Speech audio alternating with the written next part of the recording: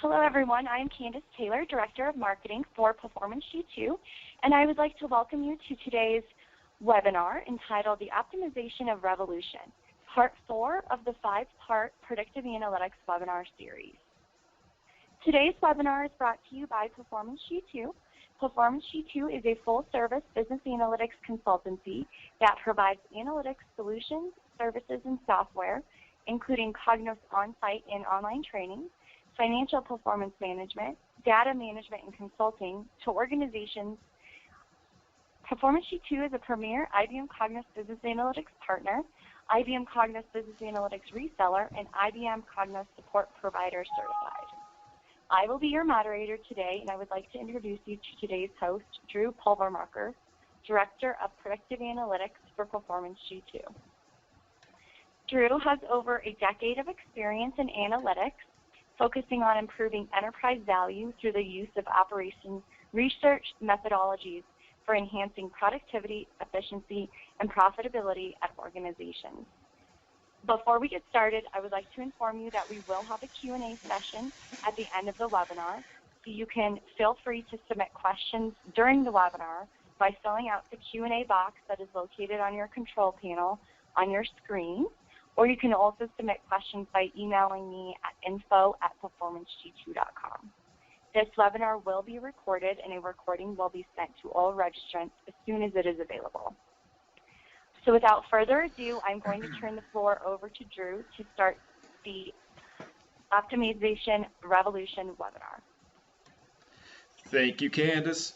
Welcome back, everyone. This is Drew. For those of you who have stayed with the entire series, thank you for sticking with it, and if this is your first time to the series, welcome to the joy of applied mathematics. You may hear a little tune in the background. My computer's actually now decided to load an update. I hope the summer's going off. The summer's going great for you guys. I spent the last couple days thinking about what I did in the summers.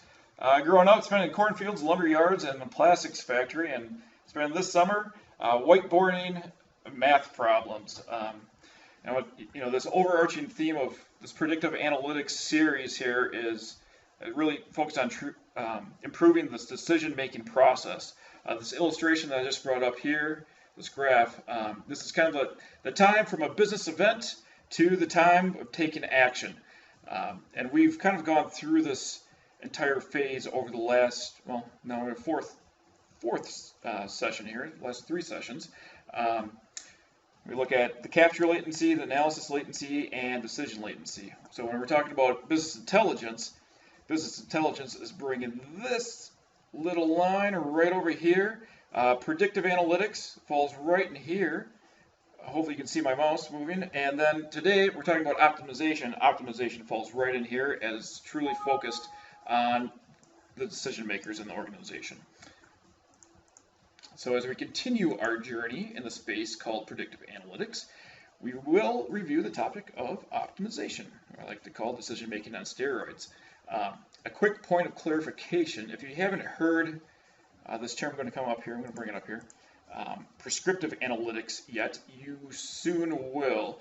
These buzzwords are floating around. We went from descriptive analytics to predictive analytics, and predictive analytics has been around for about 7 years. The key as a key by what's his name, Thomas Davenport, sorry. And now what's coming up is called prescriptive analytics. So this is just kind of a side note. When people are talking about optimization, now they're talking about prescriptive analytics, and optimization falls right in under that umbrella. Okay. Today's agenda, we're going to start by kind of a quick predictive analytics series refresher. We'll dive into the beautiful practice of optimization. Then I need to go through the history of optimization. I think it's actually pretty important from a foundational standpoint to walk through this. And then we'll have a couple of industry examples and a couple words at the end of how to get started. Let's see here. Series review. So over the past few months, we've been exploring predictive analytics. We started out with this executive summary.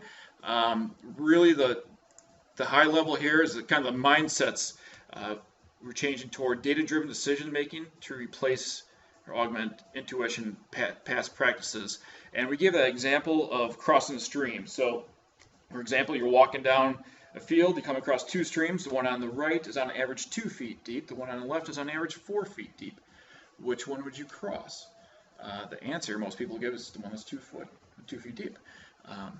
And that is kind of the flaw of averages, because that 2 foot could be 1 foot, 1 foot, 20 feet, 1 foot, 1 foot, and you have a 10% chance of drowning. So with predictive analytics, we're replacing numbers with shapes, and we dove a little bit deeper into that on the second one, that technical deep dive, when we talked about either companies are ignoring risk, or they're using sensitivity analysis or what if analysis, but ignoring that risk of drowning. Okay, and that one is more of a sausage making session. It was really a deep dive for the analysts in your company.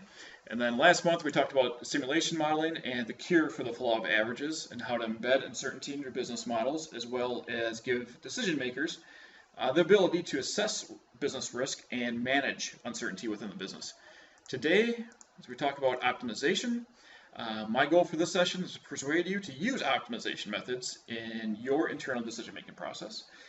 I'm going to convince you by telling you what it is, why you should use it, and how to think optimally. And next month, we'll talk about leadership in this data-driven cultures. This one you want to be on. I'll get on the soapbox and talk about the data-driven culture, as well as highlight the dangers of creating data junkies and data junkyards. Quick Google search on the definition of optimization. It says ACT process methodology. You can read this. Never read off your PowerPoint slides. Based on methodology, a fully perfect, functional, or effective as possible. I would say efficient decision making. Dive a little bit deeper, and you get terms like linear programming, operations research, multi-objective optimization. It can get complex pretty quickly. We are not going to dive into the complex mathematics behind it, but we will have a couple of examples of how to start. Okay. So as we start talking about optimization, let's look at our daily lives. One thing that's a variable that's the same for all of us is time. There's 24 hours in a day. We all have the same 24 hours. So let's just assume that 8 hours you spend sleeping, 8 hours at work, and 8 hours you do whatever you want to do with your life. And you look at what part of your working day would you consider value added versus non-value added? How much time, as it relates to this graph here, decision-making process, how much time is devoted to pulling the information, throwing it into a spreadsheet, and doing the analysis, basically doing the analysis process, could be, in most instances, a multi-day task. Hopefully it doesn't take longer than a week. And at the end of the day, the decision to take action by a manager or whoever's using this analysis can be delayed even further, even going back to the beginning of pulling information again. So if I were to tell you that you could reduce this time, this entire business event, by taking up 90% of this time, 90% reduction, would you be interested in learning how optimization truly improves your daily working life and your business performance? And when optimization is introduced, we're not talking about improving the day-to-day performance. Once you get started using optimization, you're going to make huge leaps and increase in revenues, cutting out waste in your systems, and you're going to make a lot of employees' lives a lot easier to manage. Also, can kind of consider this: if the two of us were to sit down for 30 minutes, we would be able to identify the right number of quality employees, the staff, the right amount of inventory, the best stock portfolio. In another case, how to increase production 15 times over just using current fixed investment that you already have in your business. And this is by taking your expert insight and turning it into a mathematical model that you can use and modify on an ongoing basis. And most people say, yeah, I'm definitely interested in that. So this is kind of what, you're the expert in your business. You have your opinions. You know what you want to what your objective function is. We talked about that in the first session. Your objective, your variables, and your constraints. I put this up here to scare people right away. The software that we have today, I'm not going to sell software on the session, but the software that we're using you really don't have to understand what all of this means. It says, okay, what do you want to maximize? What do you want to change? And what are you holding your variables to? What are your constraints? Okay, it's actually extremely easy to use compared to what we had about 10 years ago. And the reason why we want to use optimization and why it's turning into the latest buzzword out there. I want to let you guys know that this term has been around for over 150 years, and we'll cover the history in a bit. So the wonders of optimization come from our ability to transform your expert knowledge into algorithms, right? It's another hot term. So as an example, what's 2 plus 2? Pretty easy 4, right? 2 times 8, 16. And what about this one? Yes, you can solve it, but is it as simple as 2 plus 2?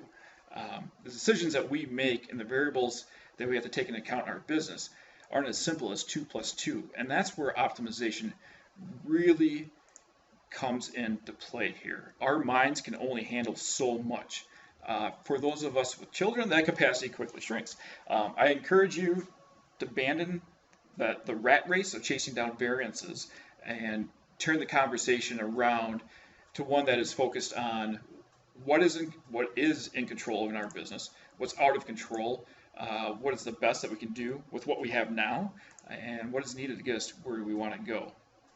Optimization is something that we already do every day. We're weighing decisions in our minds, choosing the best course of action. I'd say we are optimizing creatures, right?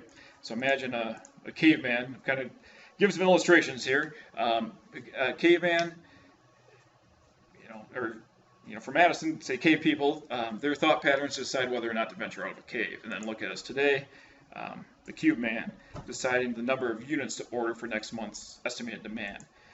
The optimization professional is definitely one of the greatest resources that you can add to your business.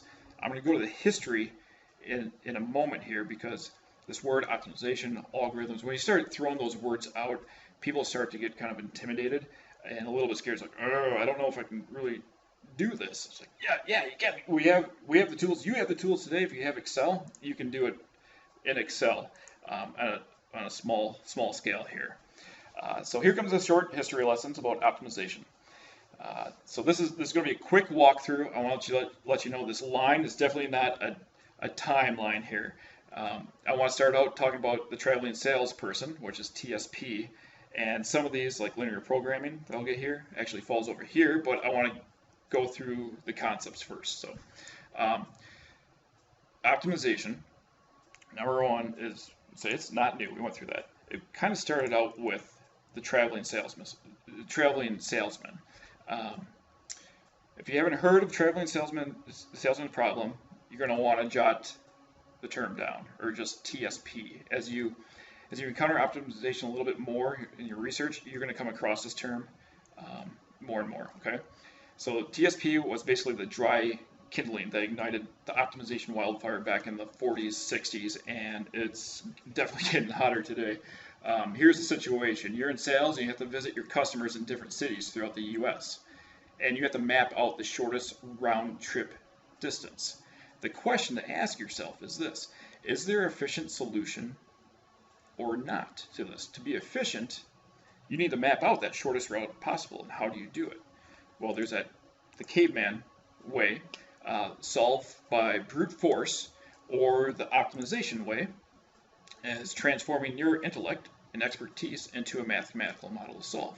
This traveling salesperson problem was so big that P&G, Procter & Gamble, in 1962 actually had a $10,000 prize if someone could provide a solution for a 33-city trip. And it was based off the show Car 52. I've actually never seen this show, but doing a little research, like, okay, it sounded like a pretty cool competition, and put it in terms at $10,000. If you invested that in P&G back in 1962, that would be worth $1.6 million. So you have to plan a route for these two guys from Chicago, hitting all these cities and back to Chicago. And we're not going to do it here, but I just want to give you a couple stats.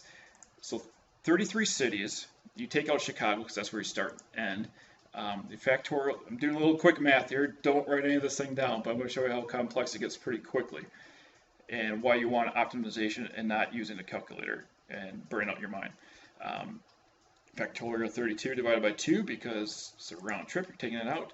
These are the number of combinations that would be created from this round trip, from this one problem. I don't know what that number is. It's 131 something, okay? Using IBM's computer, it's called the Roadrunner. It's about a $133 million computer. It's top ranked fastest computer in the world. It does about 1,500 trillion operations per second. If that did that on this, it would take about 28 trillion years to solve. And put that in context, the Earth is only 14 billion years old. So a new branch of mathematics came into existence due to the traveling salesman problem. It was a focal point of, we call this the nature of complexity or complexity theory, the limits of feasible computation or limits of human knowledge, okay? And now we have the term algorithm, which basically is a step-by-step recipe for producing an optimal solution, and that's all it is. I always say it's kind of like your grandmother's cookie recipe. Here are the steps you need to follow. If you remember the movie Good Will Hunting, I know I'm throwing a ton of stuff out at you guys right now. When he was on that blackboard, he was solving a traveling salesman problem. And this scene can be associated with the godfather of methodology called linear program, George Danzig. He was late for class, his first day of class, and the teacher threw up two problems on the blackboard, and because he was late, he didn't know that was not homework. It was two unsolved problems, and within a week he solved it. His contribution to this field started this entire wave for optimization, and his reason for being here is, his excuse for linear program is forcing officers and managers to be precise in expressing what they want to achieve. And he's been getting praise ever since he developed linear programming back in the 40s. I won't read the quotes, keep on going through this. Now I'm going to kind of give you the applied decision-making process here, okay?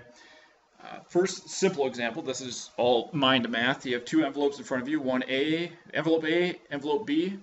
If I tell you that envelope A contains, there's a 50% chance that envelope A contains $500 or $0, and envelope B contains a 50% chance of $50,000 or 0, okay? Which one would you choose? 50% chance, 0 for both of them. Your expected value is higher for B. Most people would say B. So we're going to stretch our minds a bit and use optimization.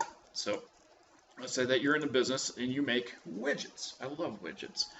Your product line is widget A, widget B, widget C, and you say, you know what, they're made out of steel and nickel, and right now we have 200 pounds of steel, 100 pounds of nickel.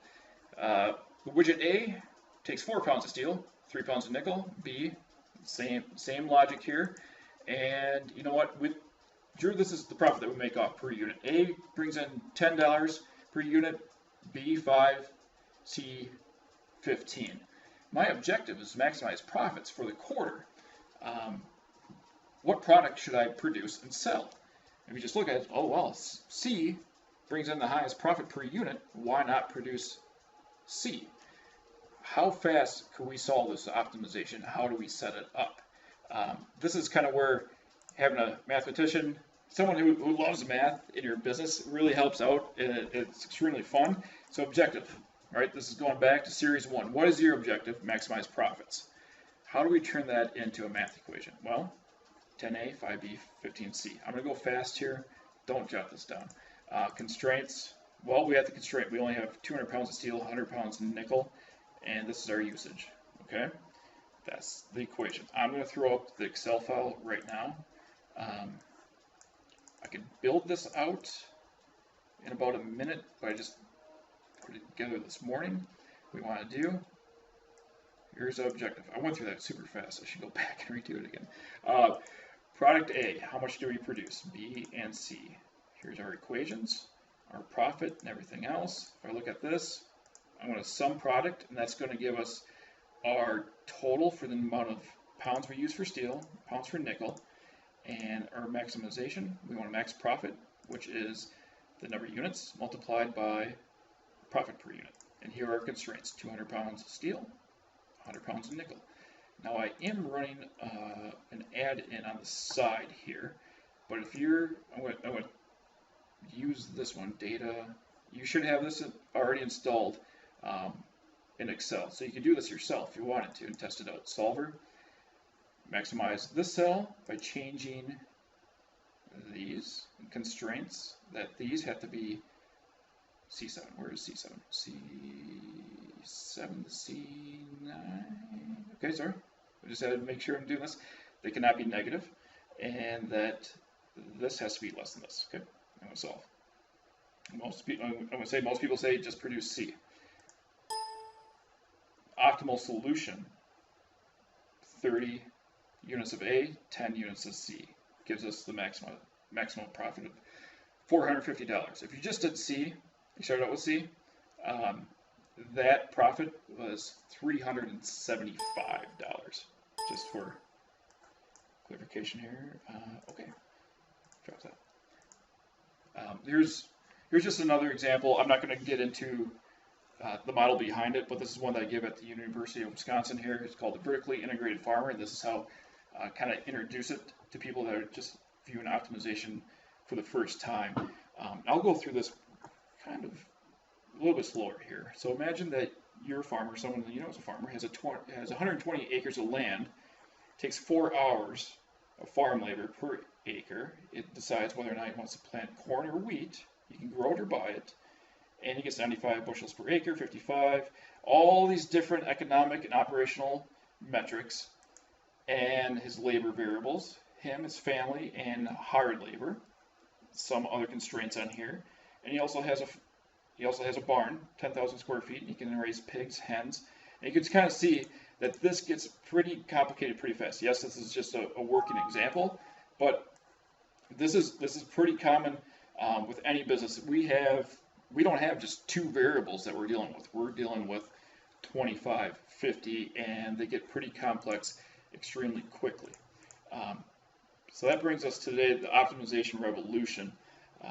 This is from New York Times. Solving linear programming problems for industry is a multi-billion-dollar a year business, and that was written back in 1989. This is probably one of the greatest fields to come about right now, and the reason why it's catching so much fire is because the computing power and the cost effectiveness of the software, we can actually use it. It's no longer UPS and Lockheed Martin, Boeing that are using it anymore. It's, well, I have a $100 million business, and there's a $5,000 solution that can do optimization for you, and it's getting a lot faster too. So 10 years ago, I wrote my first optimization